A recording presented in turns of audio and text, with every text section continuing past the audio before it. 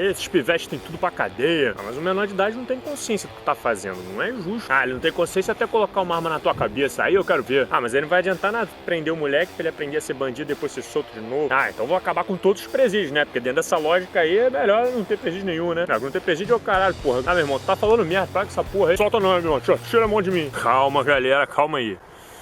Vamos trocar uma ideia direito sobre isso.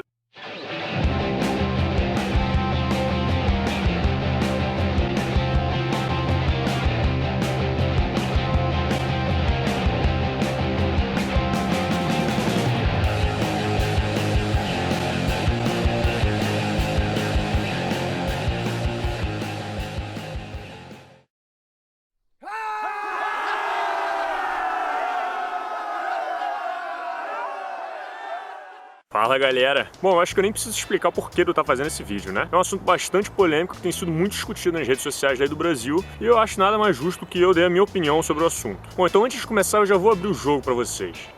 Eu sou contra a redução da maioridade penal. Beleza? Eu já sei que eu vou ter que fornecer algumas das informações pessoais minhas, que deve ter uma galera que já deve estar com o dedo pegando fogo pra começar a digitar já uma porrada de comentários falando merda. Seu babaca, é muito fácil ser contra a redução da maioridade penal quando você tá morando aí na Europa, de boa, enquanto tem uns pivetes aqui tudo assaltando a gente, matando a gente, tá? Então, eu vou explicar. Pra começar, eu tô morando aqui na Europa há 1 ano só, porque eu ganhei uma bolsa de estudos pra estudar na universidade daqui. E no final desse ano eu já tô voltando pro Brasil. Pra quem não sabe, eu sou do Rio de Janeiro, uma das capitais mais perigosas do país. Tava sempre andando pela Zona Norte todos os dias, já fui assaltado uma vez, já fui quase assaltado 1 milhão de vezes. Um amigo meu foi assassinado há poucos meses atrás, num ponto de ônibus, e eu não duvido nada que o cara que assassinou ele era um menor de idade. Então relaxa e senta aí antes de me julgar, porque eu sei muito bem como é a violência no Brasil, beleza? Razões emocionais pra ser a favor da redução, eu tenho de sobra, cara. E eu sei que esse é um dos principais motivos pra maior parte da população ser também. Não aguento mais, eu não posso andar na rua em segurança. Bota todos esses moleques na cadeia, acaba com isso de uma vez. Eu entendo essa sua reação, de verdade. Mas será que a redução da maioridade penal ia resolver esse problema? Então vamos tentar deixar a emoção um pouco de lado e vamos analisar essa situação usando um pouco da lógica. Beleza? Você acha que consegue fazer isso? Então vamos embora. Já faz algum tempo que esse assunto sobre a redução da maioridade penal já está na boca do povo e dos políticos do Brasil. Foi em 1993 que surgiu a PEC 171, que tinha como proposta fazer uma alteração no artigo 228 da Constituição de 88. Desde então, meu irmão, ela foi trazida para discussão 40 milhões de vezes, foi negada todas elas. Por uma razão bem simples. Essa proposta é inconstitucional. Os direitos do menor de idade entram como direitos de garantias individuais, o que, de acordo com o artigo 60, pertence às cláusulas pétreas, ou seja, não pode ser mudada por emenda constitucional. A única forma de alterar isso seria através de uma Assembleia Nacional Constituinte, que não é nada simples de fazer. Mas quem é que liga pra Constituição, né? Mas eu nem vou me apoiar muito nisso não. Vamos fingir que tá valendo e vamos continuar para poder desenvolver a ideia. Mas a França, a Inglaterra, a Suécia, todos eles têm a maioridade penal abaixo de 16 anos. Pessoal do Brasil que tem acima de 18, cara, esses países vivem em condições sociais completamente diferentes da nossa. Fazer esse tipo de comparação é um absurdo, cara. Os índices de violência, de desigualdade social, as variáveis todas em geral são completamente diferentes do nosso país. E além disso, o fato deles adotarem não quer dizer que seja a melhor opção. A Espanha e a Alemanha, por exemplo, perceberam que foi uma decisão de merda e voltaram atrás. E hoje, 70% dos países do mundo adotam os 18 anos como a maioridade penal. Mas enfim, eu nem vou me aprofundar muito nisso. Vamos voltar lá pro artigo e ver o que ele diz pra gente conseguir entender melhor. São penalmente inimputáveis os menores de 18 anos, sujeitos às normas da legislação especial. E o que isso significa? Que esses de menor podem roubar, matar e ninguém pode fazer nada com eles. Não! Olha, cara, as pessoas andam confundindo muito a palavra inimputável, como tá na Constituição, com a palavra impunível. Inimputável é o sujeito dito incapaz de compreender de forma consistente a ilicitude dos seus atos. Impunidade é o indivíduo que não pode receber punições. Ou seja, de acordo com a Constituição, o menor infrator será punido sim, mas não pelo Código Penal, e sim pelas normas da legislação especial. Mas que parada é essa aí? Então, no caso de um menor cometer uma infração, ele vai ser punido pelas regras do Estatuto da Criança e do Adolescente. Isso quer dizer que ele não iria para um presídio como um adulto, ele iria para tratamentos socioeducativos. E aí, dependendo da gravidade da situação, vai variando desde uma advertência, uma ordem de reparação de danos em casos de vandalismo, fundamentalismo, trabalho comunitário por sei lá quanto tempo, a liberdade assistida, a semi-liberdade. E em caso de crimes hediondos que envolvem assassinato, estupro, tráfico de drogas, o menor é penalizado com internação de no máximo até 3 anos. Ou seja, a punição é diferente da dos adultos, mas ela existe. Tô ouvindo. E essas internações acontecem em centros socioeducativos, como a Fundação Casa, por exemplo. E lá acontecem, ou deveriam acontecer, atividades de educação, de reintrodução, com aulas, professores, incentivo à arte, oficinas e mais um monte de coisa, com o objetivo de reintroduzir o adolescente na sociedade depois do período de internação. Ah, João, tem que receber tratamento diferenciado coisa nenhuma, meu irmão. A lei tem que ser igual pra todo mundo. Um moleque de 16 anos sabe muito bem quando tá fazendo merda. Se a Constituição dá direito dele votar, por que ele não pode ser preso também? Olha, cara, primeiro que a lei não obriga ninguém de 16 anos a votar, diferente de quem já é maior de idade. E segundo que ele vai responder pelos seus atos sim, mas por uma legislação diferente. E terceiro que se for pra lei ser igual pra todo mundo, independente da idade, vamos autorizar a criançada então a tirar carteira de motorista, assinar documento por aí, ir no puteiro, né? É de boa, né? Tranquilo. Agora, é óbvio que um adolescente sabe diferenciar o certo do errado. A diferença é que o seu certo e errado não necessariamente sejam o mesmo que o dele. É fácil você julgar a ética dos outros através da lente da sua realidade. Se você estudou em um bom colégio, teve uma família bem estruturada, teve boas oportunidades na vida, é uma coisa. Eu quero ver você ter esse mesmo discernimento de certo e errado quando seu pai foi assassinado, a sua mãe é viciada em crack, teu colégio tá caindo aos pedaços, teu professor nunca vai dar aula e a polícia, que era pra ser o símbolo da justiça, às vezes chega primeiro atirando pra depois perguntar. Aí fica complicado, né? Ainda mais se você for um adolescente, que é muito mais facilmente influenciado. E essa que é a diferença, não é você não saber discernir uma coisa da outra, é você ser muito facilmente influenciado pelo meio em que você vive. A revista Biobehavioral Reviews publicou há um tempo atrás um artigo enorme mostrando 1 milhão de dados científicos sobre todo o desenvolvimento fisiológico de um adolescente, demonstrando o desenvolvimento cerebral, hormonal, os impactos que essas mudanças causam no seu comportamento, mudanças biológicas que influenciam nas suas tomadas de decisão. Algumas como a necessidade de autonomia, um frequente descontrole emocional, a necessidade de se encaixar em grupos, a perda da noção do perigo. Aí, Renatinho, duvido tacar uma pedra naquele carro ali, ó. Qual carro? Qual? Aquele ali que tá com a caveira ali, ó. Duvido, hein? Agora junta todos esses fatores e aplica eles àquela realidade que eu citei lá no começo do vídeo. Calcule pra mim as chances de dar merda. São altas, né? Mas ao mesmo tempo, se todo esse potencial for canalizado de uma forma sábia, o resultado pode ser outro completamente diferente. Mas, Slow, eu tô me lixando pra realidade das pessoas, meu irmão. Eu sei que eu faço a minha parte como cidadão e quem não fizer tem mais é que ir pra cadeia mesmo, rapá. Tá bom, beleza, já entendi qual é a tua. Então eu vou falar a sua língua. Você sabe como é que funciona o Código Penal brasileiro hoje? É o seguinte, se você for penalizado por furto ou roubo simples, você recebe uma pena que varia de 1 a 4 anos de cadeia. Se o roubo for sob ameaça, que é o famoso assalto, a pena varia entre 4 e 10 anos de cadeia. Agora, em caso de crimes hediondos, que são aqueles mais barra pesadas, em um assassinato, por exemplo, a pena vai variar entre uns 12 a 30 anos de prisão, dependendo de como que o crime foi feito. Beleza? Agora um detalhe, em todos esses casos hediondos, você pode se favorecer do processo de progressão de regime. Isso é, se você tiver um bom comportamento, você pode reduzir a sua pena em até 1/3. E o regime semiaberto pode ser atingido completando 40% da pena em bom comportamento. Menos da metade. Ou seja, vamos supor que você pega a arma, pega e dá um tiro em alguém, mata essa pessoa e recebe uma pena de 20 anos de prisão. Se você se comportar, em 8 anos você já vai estar por aí em regime semiaberto. E com 13 anos você tá na pista de novo. E se for um caso de assalto, em que você for penalizado por 9 anos de prisão, com bom comportamento você pode ser liberado com 1/3 da pena. Ou seja, em 3 anos você já tá na pista de novo. Você já tá entendendo onde eu quero chegar, né? Reduzir a maioridade penal não vai tirar os bandidos da rua. Pelo contrário, você vai estar criando uma universidade de altíssimo nível para poder formar os melhores bandidos da região. Existe muita facção criminosa dentro desses presídios, cara. As pessoas não estão exagerando quando elas falam isso. Pra quem não sabe, o Comando Vermelho foi a primeira facção criminosa do Brasil. Surgiu de dentro do presídio da Ilha Grande, no estado de Rio de Janeiro, em 1979. E o PCC, que é hoje a maior organização criminosa do país, nasceu em 1993, lá na penitenciária de Taubaté, no estado de São Paulo. E hoje essa organização continua ativa e tem integrantes presentes em 90% dos presídios brasileiros.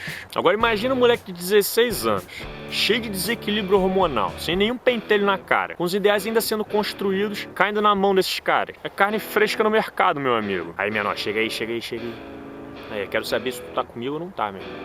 Tá comigo ou contra mim? Não é à toa que o Estado Islâmico tá treinando um monte de criança pra pôr no exército deles. Porque eles têm total consciência de que quanto mais jovem a pessoa, mais fácil é você fazer a cabeça dela. E sério, cara, o maior problema nessas discussões são pessoas tomando posicionamentos por razões emocionais. Sempre que surge um escândalo desses, Que nem o caso de 2014, que o cara assassinou a ex-namorada dele e aí faltava, tipo, 2 dias pra ele fazer 18 anos. E aí ele não pôde ser punido, levado pra cadeia. Lembra disso? Cara, eu concordo que é uma situação muito escrota, cara. Mas a gente não pode achar que isso é um caso comum, que acontece todos os dias, e acabar por impulso, tomando uma decisão errada que vai prejudicar todos nós a longo prazo. Pra você ter uma ideia, eu vou mostrar aqui uma tabela com os dados das infrações cometidas por menores na cidade de São Paulo entre o período de 2010 e 2012. E aí você pode ver que as infrações graves mesmo, como assassinato e estupro, representam em torno de 1,7% do total das infrações cometidas por menores, né? E em primeiro lugar estão os casos de roubo, que entram como infrações mais leves, representando mais ou menos 20% dos casos. Ou seja, por causa de 1,7% de idiotas, você quer colocar na cadeia os outros sei lá quantos muitos por cento que não cometeram crimes hediondos, para que depois de 3 anos, quando tiver já com uns 19 anos de idade, volte para as ruas como um bandido profissional, já incluso em um monte de facção. Olha aí, tá aqui seu diploma de criminoso. E tem um detalhe, cara. Atualmente, de todos os casos de homicídios registrados no Brasil, só 8% deles são solucionados. Ou seja, quem tá matando vai continuar na rua, cara. Quem vai pra cadeia é quem não deveria ir. E agora vem uma observação interessante. Qualquer pessoa que tem uma noção mínima de como é que funciona o tráfico de drogas sabe que existe uma hierarquia lá dentro. E quando você é de menor e começa a querer entrar nessa vida, eles não vão chegar de cara te dando um fuzil na sua mão. Tá aqui, ó, moleque, toma o fuzil e seja feliz. Na verdade, eles vão te iniciar em funções mais simples, como transportar as drogas, por exemplo. Ao famoso aviãozinho. Ou ficar de informante, vigiando se tem polícia vindo ou não. Isso tem algumas razões pra acontecer. Primeiro que eles não vão te iniciar no tráfico logo de cara e já te colocar, tipo, no meio de um processo de execução de tiroteio. E segundo que, como nessas funções as pessoas ficam mais expostas, com mais risco de serem pegas em flagrante, é muito mais inteligente você usar as pessoas que são menores de idade para fazer esse tipo de serviço. Olha aí, é por isso que tem que reduzir a maioridade penal, porque aí você fode com o tráfico. Não, cara! Ó, vamos tentar enxergar um pouquinho mais à frente. Se você reduzir a maioridade penal hoje, esses menores de fato vão ser presos. E não são poucos. Voltando àquela tabela que eu mostrei, dá para concluir que, em segundo lugar, por volta de 15% das infrações cometidas são com envolvimento no tráfico de drogas. E pra quem não sabe, tráfico de drogas é considerado crime hediondo, ou seja, menores que estavam ainda na base da hierarquia do tráfico, se iniciando ainda de aviãozinho, vão ser condenados a uns 15 anos de cadeia, junto a serial killer, a estuprador e aos chefes de tráfico que estavam por lá. Muito bom, né? Se você realmente pensa que isso ia desestruturar o tráfico, cara, eu sinto muito, mas você tá sendo muito ingênuo. Porque se os traficantes não podem mais arriscar usar os moleques de 16 anos pra fazer esse trabalho, é óbvio que eles vão começar a usar os moleques de 14 anos, de 13 anos, de 12 anos, corrompendo cada vez mais a geração jovem. E aí, vamos baixar a maioridade até quando? Até 8 anos de idade? E tem mais, cara. Tipo, às vezes eu acho que as pessoas pensam que depois que o policial pega o bandido, ele leva ele pra Nárnia, tá ligado? Pra ficar excluído lá e nunca mais incomodar ninguém. Meu irmão, vou te falar uma coisa.